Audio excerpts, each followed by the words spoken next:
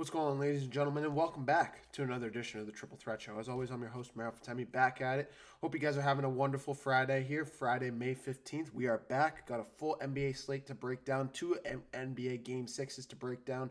The Western Conference Final in the NHL is fully locked in. We're going to break that down, recap what happened with the Vegas Golden Knights and Anaheim Ducks last night, and just break down what's going on. We'll do a Seahawks schedule breakdown as well. If you guys want, we did it yesterday. If you guys want to drop your favorite teams in the chat here on TikTok, go ahead and do it. Please do so. We will go ahead and break down every one of your teams. Hope you guys are having a wonderful Friday. Go ahead and drop a follow, drop a like. I go live every single day. You can catch all full recordings of our shows here on YouTube at the Triple Threat Show. And without further ado, let's get right into the show. You guys can't see it here on YouTube. I apologize, but for my people on TikTok, why did I decide to switch up my background today? Why did I decide to go with this beautiful city in the background?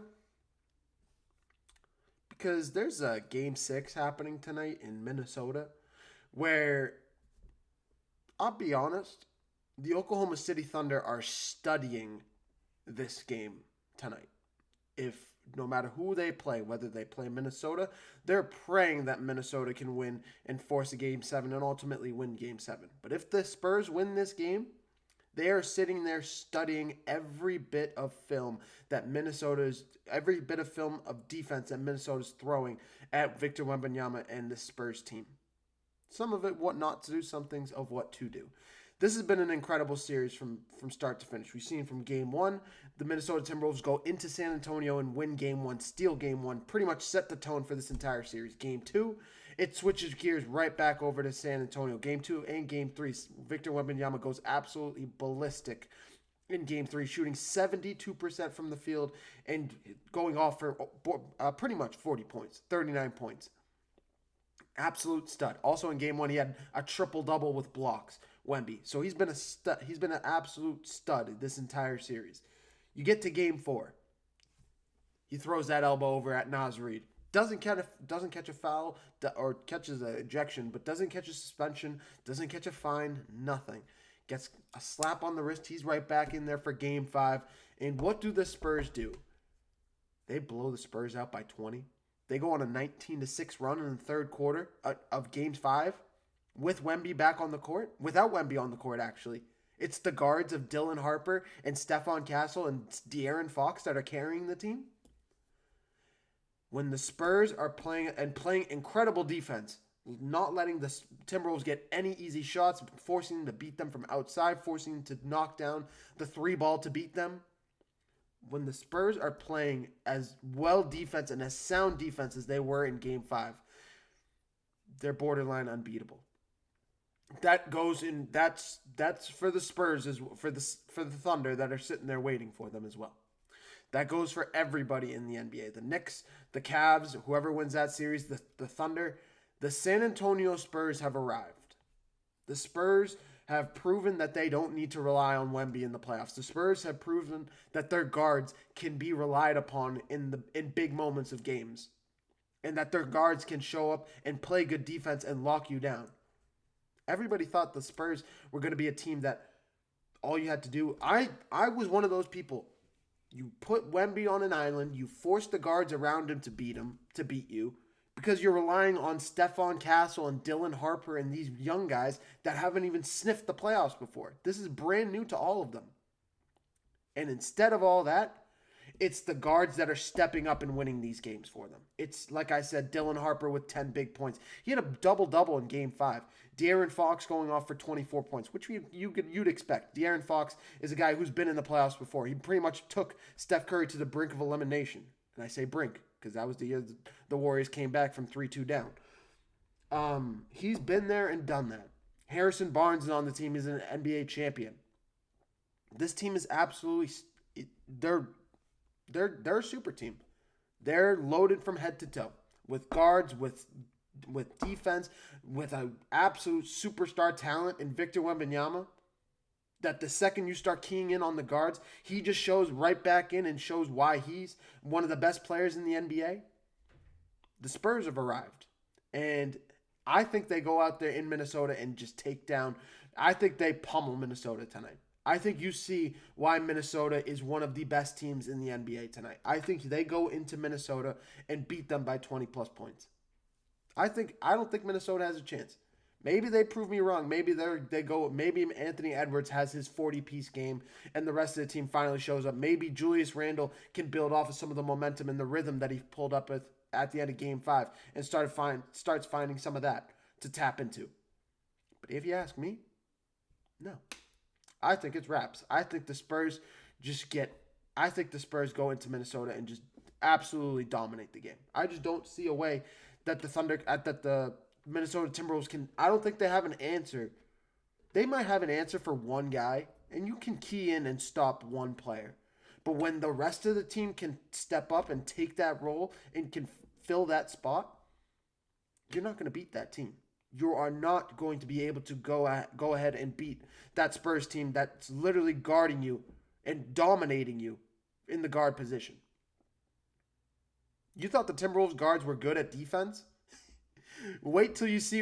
If you guys haven't seen, wait till you see what the Spurs guards have been able to do. What Dylan Harper's been able to do in the rest of the crew. I keep bringing up Dylan Harper's name because he has been one of the most important players on this Spurs team.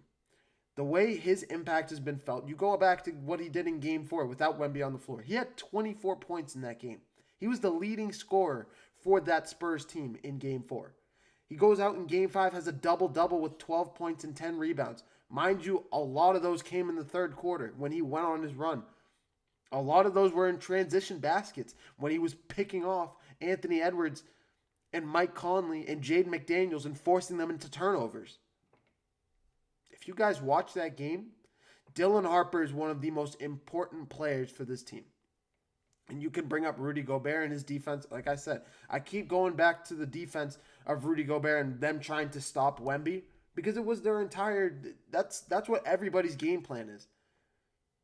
But the second that this Spurs team's offense and their guards started stepping up, when the other team started trying to key in and double Wemby on every possession, trying to make the extra outlet pass because somebody's open on the outside, and pretty much damn near every time in the third quarter and the fourth quarter when they were on their 19-6 run, every single time, whether it's Justin Champagny, whether it's Devin Vassell being able to knock down threes from outside, whether it's Stephon Castle, whether it's Harrison Barnes, whether it's Dylan Harper, somebody is open every single time. And on the defensive end, all of the guards are back.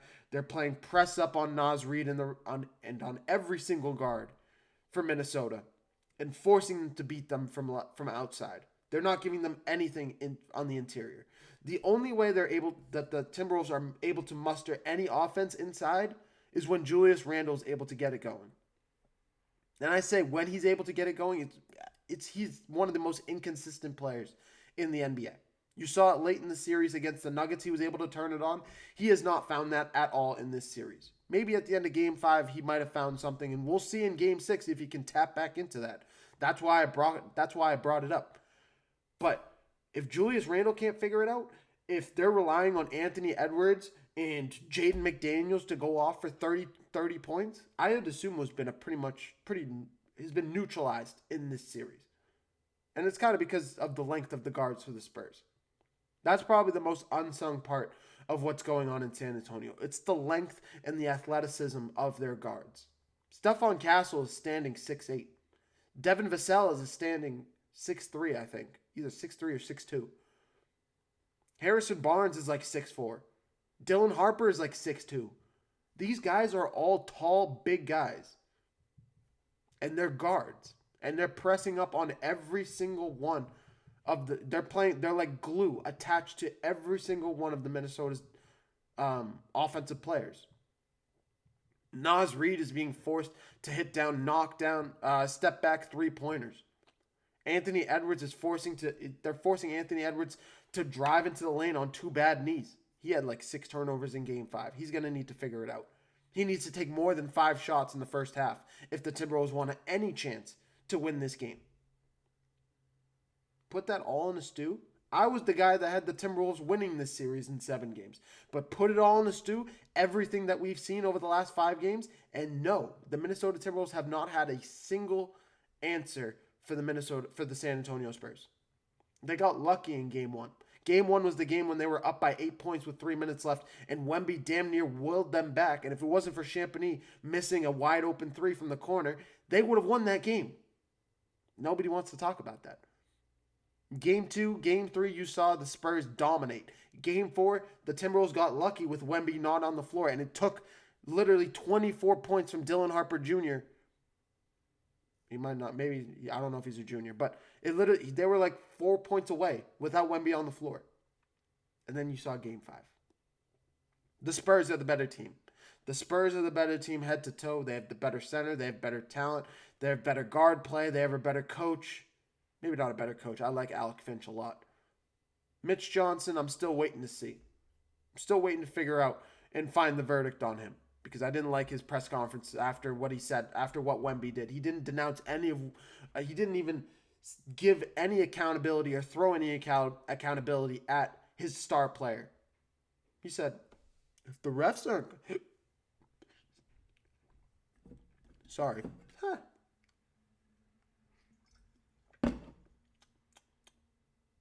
I'm back.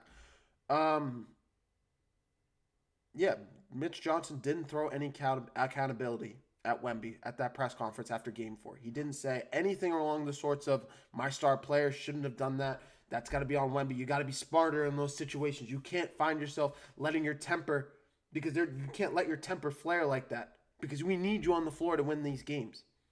And they do. Without Wemby on the floor, the Spurs might lose this series. I still think they would win just based off their guard play, but it would be a lot closer. It would definitely go to 7 games.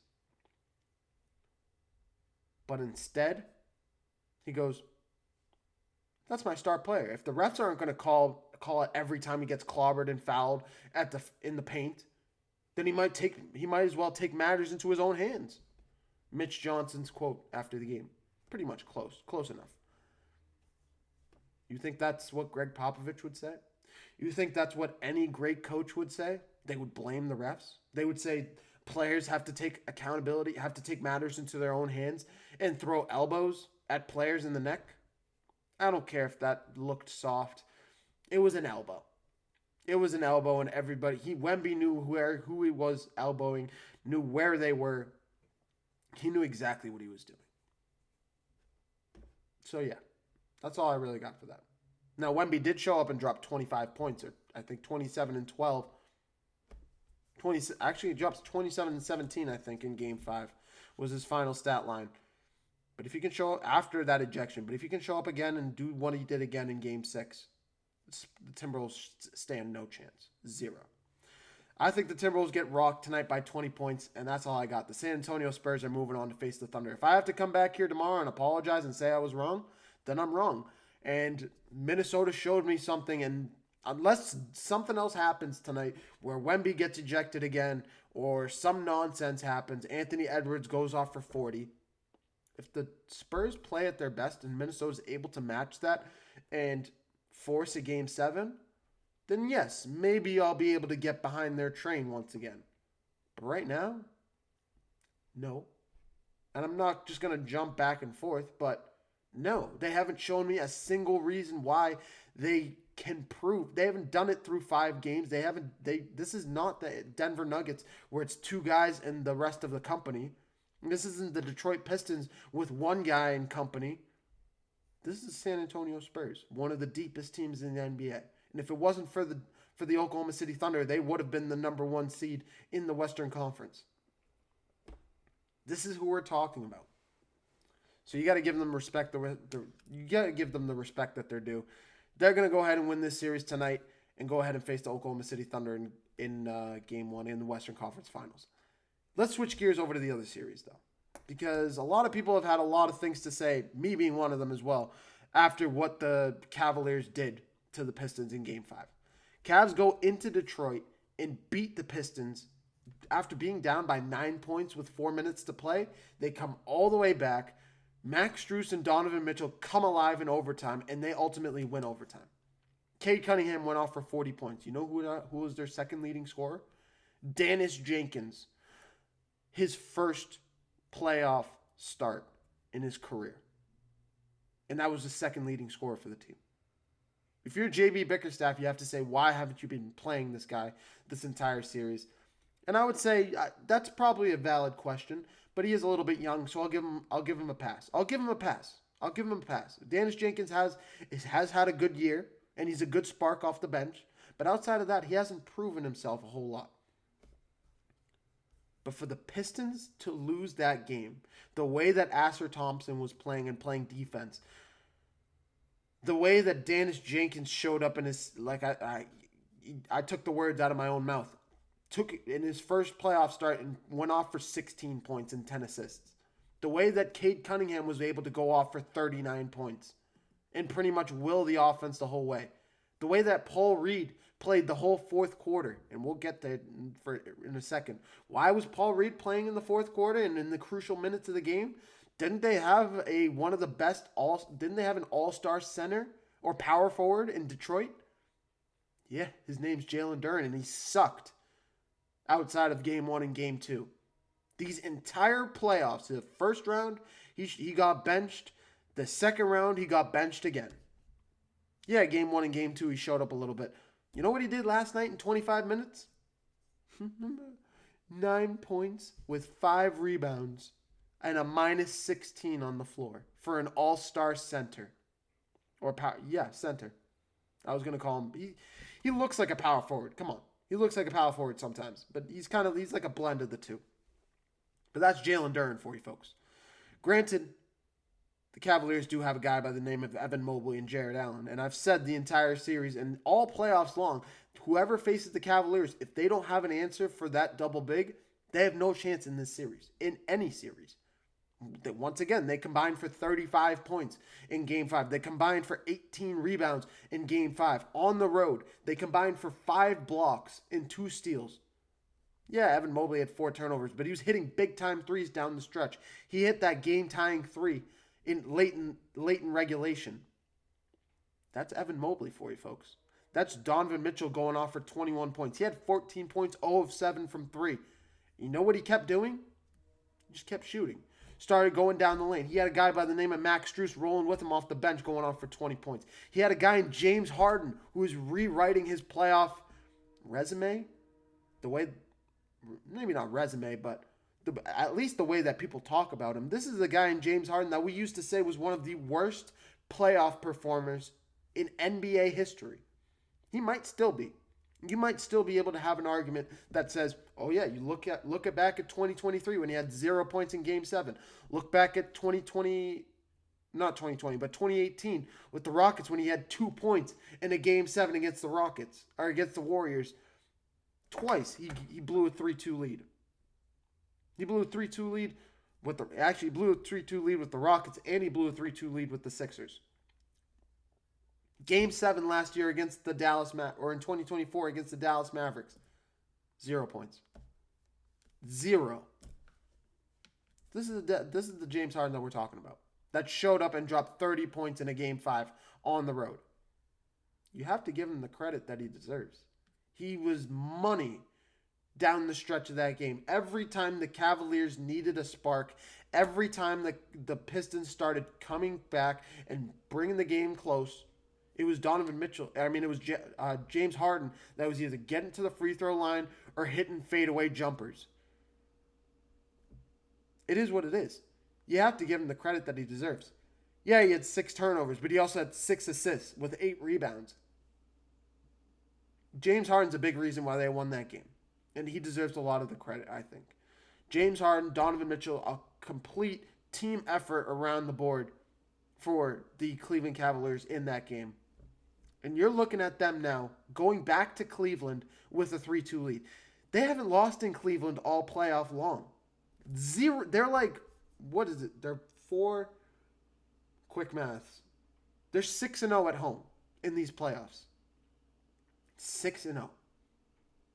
Can they make it 7-0 and close out the number 1 seed Detroit Pistons to go ahead and face the New York Knicks in the conference finals? Can they close out the Detroit Pistons on their home floor and send Donovan Mitchell to the conference finals for his first conference finals appearance in his career? Yeah. Hell yes. And can they give James Harden another opportunity to make it to an NBA finals? Yes. because this Cleveland Cavaliers team can match up against the New York Knicks without OG Anunoby. Without OG Anunoby. If the Knicks can get OG Anunoby back and healthy and fully running, I'm still going to pick the Knicks in that series. But without OG, that's a Knicks team that's going to be for pickings. When we get there. We got to get through Game 6. We need to see who's going ahead to face the New York Knicks. We need to go ahead and see who's going to go ahead and face the Oklahoma City Thunder. That's why I'm not touching those conference finals matchups yet. I'm not going to talk about who matches up with who. I'm not going to make my picks in those series yet because we have to get there. Patience, folks. But with the Cleveland Cavaliers tonight, unless the Detroit Pistons can find and muster offense outside of Cade Cunningham, which I've said till I've been blue in the face this entire series. You could go all the way back to the Magic series. Honestly, the only reason the Magic lost that series is because they lost Franz Wagner, their number 2 option, and forced Paolo Banchero, one of the most inconsistent star players in the NBA. He's not only one of the most inconsistent players, he's probably the most inconsistent superstar/star player, number 1 options there is in the NBA. He doesn't know how to shoot the 3. He'll have 45 points one game, he'll have 17 points the next. Oh, 17 points is good. Yeah, he shoots 17%. He has 17 points, shooting like 6 of 30 from the field. You think that's pretty good? He shot 4 of 20 in Game 4 against the Pistons. You think that was a good performance? So, yeah, this is a Cavs team that has a lot to prove. This is the Pistons team that's going to need to figure it out. If they want to have any chance to win, they got to get contributions from Tobias Harris. They need to get contributions from Duncan Robinson. They need Dennis Jenkins to do what he did again in Game 5, which is possible, but I'm not picking it. He'll probably go back to like 10 points tonight. Karis LeVert, if you can go off for 24 or 21 points, whatever you had in Game 3, the only reason the Pistons made it close in Game 3, you ultimately lost Game 3 with Karis LeVert going off for 20. Unless you can do that, you're done. The Cavs will smoke you by 20 points if you play the way that you did in Game 5 on your home floor. This is a Game 6. This is a Cleveland Cavaliers team that hasn't smelled a conference finals since LeBron was there, since 2018. This is Donovan Mitchell, who has never been to the conference finals. He might go out there and put up another 40-piece like he did in Game 4. This is James Harden, who's been hungry to get back to the conference finals since 2017. Maybe it was 2018. Whatever it was. I think it was 2017 or 2018. I think it was 2017. So, yeah, man. Yeah, man. The Pistons are cooked. That's all I really got to say. They're cooked. The Cleveland Cavaliers have all the energy, have all the momentum. They've won 3 straight games in this series, and they will make it a 4th straight game tonight when they go ahead and face the New York Knicks in the next round. So I got Spurs and Cavs already right off the bat. Let's switch gears over to the NHL. We already got the Western Conference Finals locked in, done. No NHL action tonight, but we had the Vegas Golden Knights go ahead and close out their series to go ahead and face the Colorado Avalanche. That series doesn't start until Wednesday. I definitely didn't just go ahead to look that up, but it did. Wednesday, May 20th. 8 o'clock, Game 1 for Vegas versus Colorado in Colorado.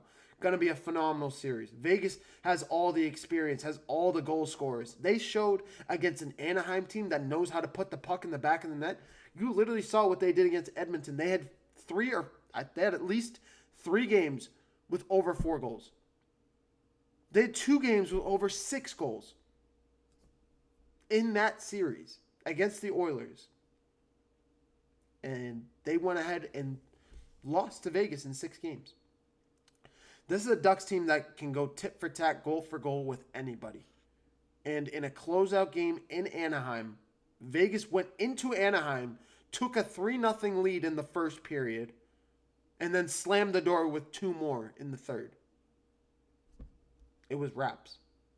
Mitch Marner with probably the goal of the year. That crisscross between his legs to his backhand. I mean, just go watch the clip, please. If at some point I could figure out how to use this TikTok system, I could be able to show clips like that. But it was one of the best. It was one of the craziest goals I've ever seen. Probably easily the best goal of the entire playoffs thus far. Mitch Marner last night. Pavel Dorofeyev with 2 more goals. He's turning into one of my favorite players these playoffs. I mean, I said it in Game 4 enough. When he took that puck to the knee, he had the opening goal of the game. Took a puck to the knee in the second period. Could barely even walk off the ice. Comes back in the third. Eventually gets to overtime, and he hits the game-winning goal.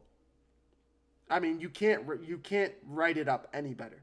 Pavel Dorofeyev, one of the biggest players to step up for this Vegas Golden Knights team, night in and night out, being a bona fide goal scorer in these playoffs. Shea Theodore with another goal tonight. Brett Howden last night, with another goal last night. Mitch Marner already had a 3-goal game, had a hat trick in this series. And he closes out the series with one more. Not another hat trick, but with one more goal. All the way around, this is a Vegas team with a lot of experience. I've been through it all playoffs long. Shea Theodore, Mitch Marner, Jack Eichel, Mark Stone, Ivan Barbashev. All these guys have been in these situations before. This is a Vegas Golden Knights team that won the Stanley Cup 4 years ago. Was it 4 years? Maybe it was 5 years ago. It was 5 years ago. Because Colorado won it 4 years ago. But regardless, this is a Vegas team with a lot of experience, and they're going to be taking it to a Colorado Avalanche team that's making their first Western Conference Finals appearance since 2022 when they won it all. That was the last time the Colorado Avalanche were in this position. And they're going up against a really good Vegas Golden Knights team. Going to be a phenomenal series. Other than that, last night you saw the Canadiens and Sabres going back and forth once again. Crazy first period. 5 goals in the first period. 5. 4. I think there were 4 goals the rest of the game. All for the same team as well. The Montreal Canadiens. Montreal, I said from the beginning of this series, was the better team. Buffalo is a young team, has a lot of promise, is going to be good for the next couple years, probably for the next 4 years. You'll see Buffalo year in, year out in the playoffs. They have a young team, they have a hungry team, they will continue to build off of what they learned this year. But they are going up against a Canadiens team that's not only just as inexperienced, but has a fan base behind them that is pushing them and has a damn good head coach and a damn good goalie behind them. Lane Hudson is one of the youngest captains. The Canadiens, I think, are the third youngest team. I think they're the third youngest team to ever make the playoffs. I'm pretty sure the announcer said it yesterday. They have an average age of like 26 years old or something crazy. 26 years old, they're average. They're led by a captain who's 24 years old. And they're now on the brink. They are 1 game away from punching their ticket to the next round, to punching their ticket to see Carolina in the Eastern Conference Finals. Carolina's been sitting there waiting for like 4 days now. They play like once a week.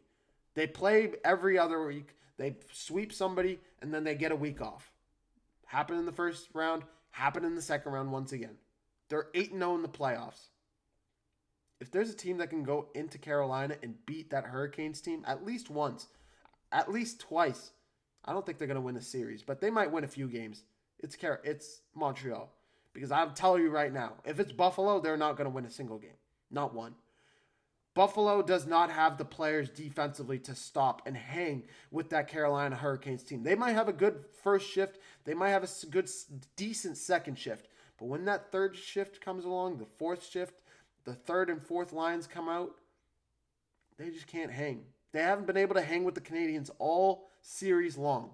They got lucky in Game 4 with that crazy around the boards goal that went behind Dovish's right hamstring pad. One of the most ridiculous. Science said it doesn't make scientific sense. Pretty much. That team. So yeah, this is a Canadian team that just went into Buffalo in a Game 5, and they're now headed back to Montreal. And do you think Buffalo is going to have any chance in Montreal to beat this team? The Canadiens' first opportunity, and you think you're going to be able to stifle that in Montreal as a Buffalo team with no experience? If it's Tampa, I can listen to Tampa. Tampa has the experience. Vegas has the experience. Colorado has the experience. But you throw a team like Buffalo in there who hasn't been in the playoffs in 15 years and expect them to be able to go into Montreal in a closeout game and win that game, go back to Buffalo. Just cut the camera, bro. Just cut the camera. Cut the camera. No way. It's no way, no chance, no how. This is a Montreal Canadiens team that is backed by one of the most loyal fan bases, one of the loudest fan bases there is in any sport, not just hockey. Any sport, any of them, you could put them up against the Lakers. You can put them up against the Seahawks of the NFL. You could put them up against the Red Sox of the MLB. They can go tit for tat with anybody. They can go. They're that good of a fan base. They're that loud, and it's that hard to even play in that arena. Never mind being one of the youngest teams in the NHL to go into the opposing team's arena and win that game. It's not happening. That game tips off tomorrow, so I'll be here tomorrow to preview it once again. I'll probably repeat myself again if you guys want to hear this monologue again. But yeah, no, Montreal's going to win Game 6 and this wraps. That's it for that. We'll see. We'll see when Carolina's going to be taking them on for Game 1. That'll probably be next week, probably Tuesday, I would say. Carolina's had way too much time off. Way too much. It's not their fault, but it's way too much time off. Other than that, I said I was going to do a Seahawks breakdown real quick. I do have to head to work. Of course I do. 31 minutes. Instead of me yapping about that, let me hear what you guys got. You guys got any teams for me to preview? I'll preview a season, one of the schedules for your teams. Throw your teams in the chat, and I'll do a quick preview for them because I do got to head to work. I want to talk about the Seahawks for a little bit, but I'll be there for too damn long. Book director. I made Colorado minus 170. Honestly, phenomenal line. Phenomenal line. I want to throw Colorado money line to win the entire cup. It's going to be a great cup. Colorado and Carolina. Quick sneak peek for that one. What do you think? First Subway Series game today? Which one? Carlos, you can't just say that and not explain yourself, bro.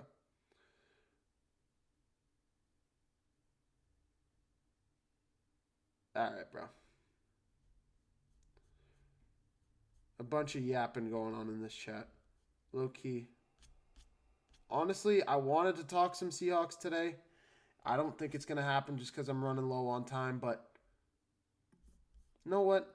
Because I love you guys so much. Let's do it. Seahawks, you're getting a schedule breakdown right now. Full Seahawks schedule in 5 minutes. Let's fucking go right now. Week 1, you get the doubt. Well, this is last year. Hell no. No, this is preseason. I was gonna say there's no way they play I know they play the Patriots in week 1 on the opening game of the NFL. You get the Patriots at home, rematch of the Super Bowl in Seattle to kick off the NFL season. Drake May heads back up to Seattle. Phenomenal game. Gonna be an unbelievable game back and forth, but I'm rolling with Seattle 1-0. They go to Arizona. Arizona's pitiful to say the least. 2-0. They get the Commanders in Washington. The There's no way I just said Jade McDaniels. I'm talking too much. Well, Jade McDaniels is a player for the Minnesota Timberwolves, not Jaden Daniels. Jaden Daniels back for the Washington Commanders. Deebo Samuel's back over there. Terry McLaurin looking to right his wrong after what he did all of last year. One of the most overrated, one of the worst. It's making his contract look horrible. Just having a really down year. I expect him to be back on his up and ups as long as he doesn't get hurt for Terry McLaurin. Also, on top of all that, apparently Stephon Diggs being attached to them, that's a big time deal. That we're going to keep our eye on that as we get through the summertime. But in Washington, I'll give the Commanders that one. The Commanders are a really good team, really young team. It's 2-1. You get the Chargers at home, that's a win. The Chargers are a decent team offensively, but without Jesse Minton being their defensive coordinator, the new head coach for the Baltimore Ravens, without him, nope, I'm not picking the Chargers. 3-1. You get the Niners at home in Seattle. First time you've seen them since The Seahawks beat the Niners in the divisional round of the playoffs, rumped them like 43-9. Good to see finally. What you doing? How you doing, Niners fans? You guys doing okay? Hope you guys having a great off season. But you get Niners. No way you're coming into Seattle to win that game. In Denver for Thursday Night Football. We're now 4-1 going to Denver. Unfortunately, Thursday Night Football on a short week, you're not going to Denver and winning that game. There's just no chance in Mile High Stadium with Bo Nix and the way he's going to be playing this year. Nope. No way, no chance, no how. 4-2. You get Kansas City, Kenneth Walker back in Seattle for the first time since the Seahawks let him go and the Chiefs picked him up. I expect him to have a good game. It's going to be up to see. It's going to be up to if Patrick Mahomes is playing in this game. If Mahomes is not playing in this game, I'm giving it to the Seahawks. But even with Mahomes on the field, do we give it to the Seahawks or do we give it to Kenneth Walker, who probably is going to go off for like 250 yards and like 2 touchdowns? I mean, with Mahomes, I'll give the nod to the Chiefs showing up in Seattle to win that game. But without Mahomes, no. I'm giving it to Seattle. The Seahawks are too good. I'm giving it to Seattle's defense to win that game. A Sunday night game as well for that one. So what? We're 5-2. After week 7, you get Chicago on a Monday Night Football. Possibly an NFC Championship preview game. Chicago, Caleb Williams. I almost said Caleb Love. Oh my God. Caleb Williams back on the field for the Chicago Bears. He's going to be building off of what he did in the playoffs last year. Mr. Iceman himself, Caleb Williams. But I'm rolling with Seattle. In Seattle, for the Chicago Bears to show up in Seattle and win that game? No. Seahawks win that game on Monday Night Football on a long week. They're going ahead and win that game 6-2. Going to week 9. Arizona, you win. At the Las Vegas Raiders. This is a game where I am going to say the Seahawks catch a trap game. And I know a lot of people are going to say I'm crazy. But I think from Fernando Mendoza and that offense, I think this Raiders team is going to be one of the sneaky playoff teams. Them and the Titans are my 2 favorite teams to just have a full 180 year and get back into the playoff conversation. The Raiders have a damn good team getting shaped up over there. And their new head coach, the former offensive coordinator for the Seattle Seahawks, I'm definitely not forgetting his name right now, but the Raiders have a lot to prove this year with Fernando Mendoza, Brock Bowers, and that offense. Jacoby Myers, I can't remember that running. Ashton Genty, he's going to be on his sophomore season, ready to build off of what he did in his rookie year. Yes, give me the Raiders to win in Las Vegas against the Seattle Seahawks. I think they just have a great game and beat the Seahawks. Trap game for the Seahawks in that one. So what? We are now, I was 5-2. Let me just run through real quick. I said lost to Commanders, lost to Broncos. That's 5-3 actually. 6-3, 7-3, 7-4 going into your bye. You can't be 7-4. Probably 6-4 then. 1, 2, 2-1, 3-1, 4-1, 4-2, 4-3, 5-3, 6-3, 6-4. 6-4 going into the bye week. You get a bye week for week 11. Perfectly placed bye week. Nice place, nice midway point throughout the regular season. You can catch a breath, take a second, get your guys back healthy as you get ready for the second half. Because the second half of the season is an absolute gauntlet for the Seattle Seahawks. You started off at San Francisco. You won one. You always split against San Francisco and against LA. Always happens. NFC West is a bloodbath. They always split against one another. Niners win 6-5 coming out of the bye week. You get the Dallas Cowboys in Seattle. If you guys lose this game, you're 500.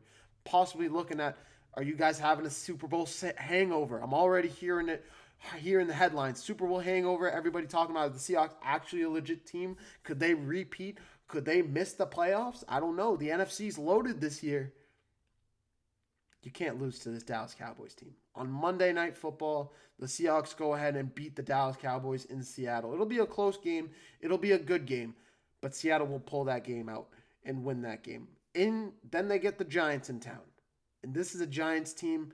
I brought up the AFC with the Raiders and the Titans.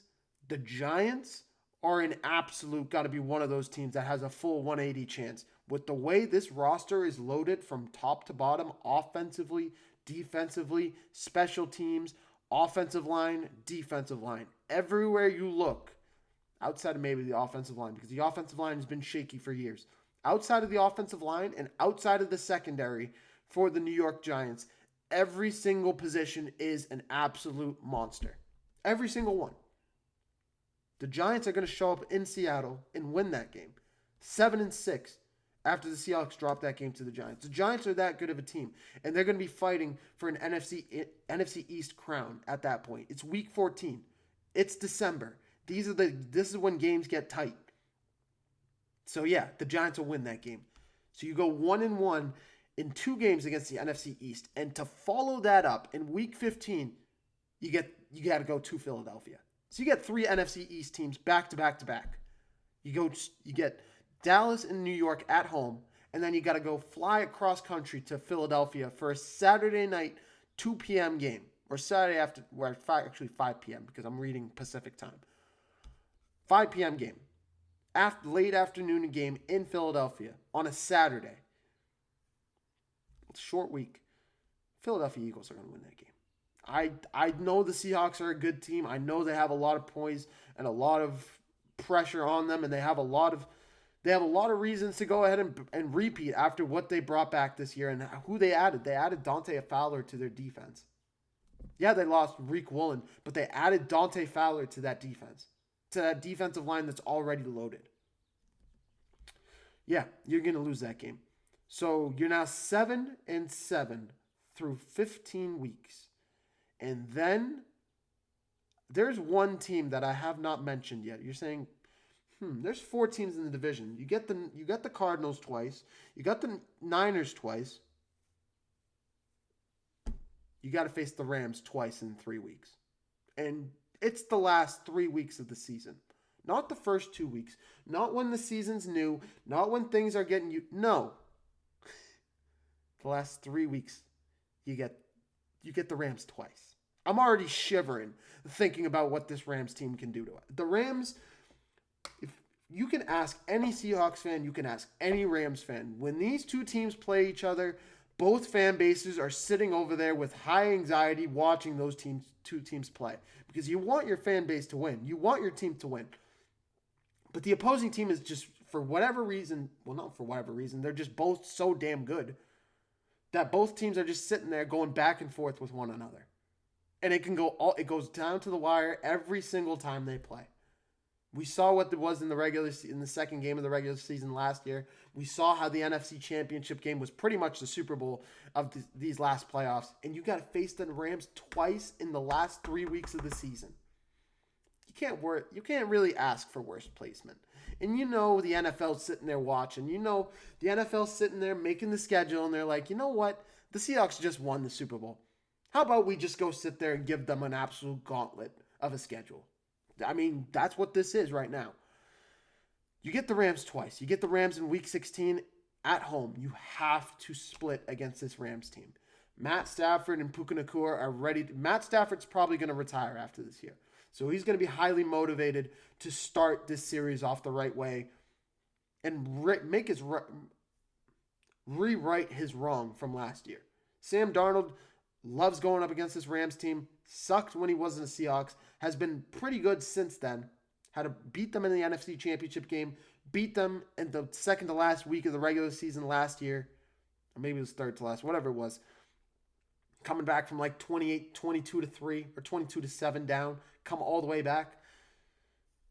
You can catch that video on my page. I made a video about that when that happened. But Rams, you get the Rams twice. You beat the Rams the first time on a Friday. That's a Christmas game. 8:15, Christmas. Merry Christmas to all Seahawks and Rams fans shivering on their couch with 5 minutes to go in the fourth quarter. 5 minutes to go in the fourth quarter in the 3-point game. Because that's what's going to happen. That's what happens every single time. You go to Carolina, which Carolina has been a damn good team. They're probably going to be the winners of the NFC South this year, unless the Falcons do some things. Maybe the Falcons make a run for them, make it a run for their money.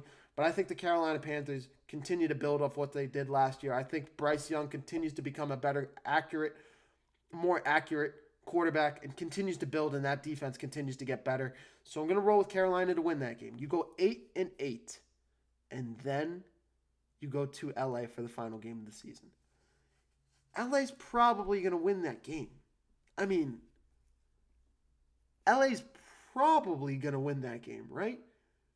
You break it down with what the LA Rams have in the last game of the season with the NFC West pretty much probably going to be on the line unless the Niners have done something and they play Joker in this series in that division, which they might. But you get the Rams in LA for the final game of the NFL regular season. And it possibly whoever misses the playoffs. At least I don't know if the Seahawks lose this game, I don't know how you make the playoffs 8-9. Not in this NFL season, not in this NFL this year, not with how loaded this NFL is this year. No way. No chance. No way. Not with how good the NFC conference is going to be, not with how good the NFC will be, not with how good the NFC West is going to be. Because if you're saying the Seahawks, the Rams, and the Niners are all going to make the playoffs, and the Seahawks are going to make the playoffs at 8-9, who else is going to miss?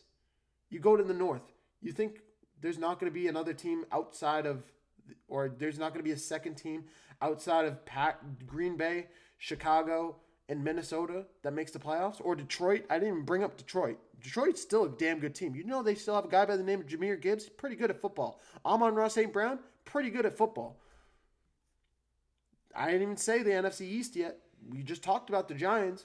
The Cowboys might have an opportunity to make the playoffs. The Eagles are still there too. The Commanders now getting their starting quarterback back on the field, ready to get his Supermax contract next offseason. He's going to be highly motivated. Everywhere you look, if the Seahawks go 8-9, they're not making the playoffs. There's no way. No chance. That's probably going to be my finals record prediction right now. I mean, as of right now, if you asked me, I just did a full NFL schedule breakdown in, 12 minutes? How long? I think 12 minutes. That's my take as a Seahawks fan. As a Seahawks fan, and honestly, I try to put my fandom aside when it comes to these schedules because I got to be realistic. Shit happens. Maybe you can beat the Raiders, you go 10. You got to, I mean, you might not be able to afford a trap game now. You might have to go out there as underdogs multiple times this year and win games. So 8-9 is my record right now. I'm going to go ahead, sneak preview for the summer in like July, August, after the World Cup is done. The World Cup. I was about to say the Olympics. I'm going to go through every single NFL team and go day by day, 32 days straight, previewing an NFL team. That's my plan. So we'll see how it all plays out. This is going to be a fun on NFL offseason. So stick around, drop a follow, drop a like. You can catch all my content. I go live every single day here on TikTok. All 4 full recordings of this shows are on YouTube at The Triple Threat Show. Thank you guys so much for watching. I have to head to work before my boss fires me. So I'll catch you guys tomorrow. Peace.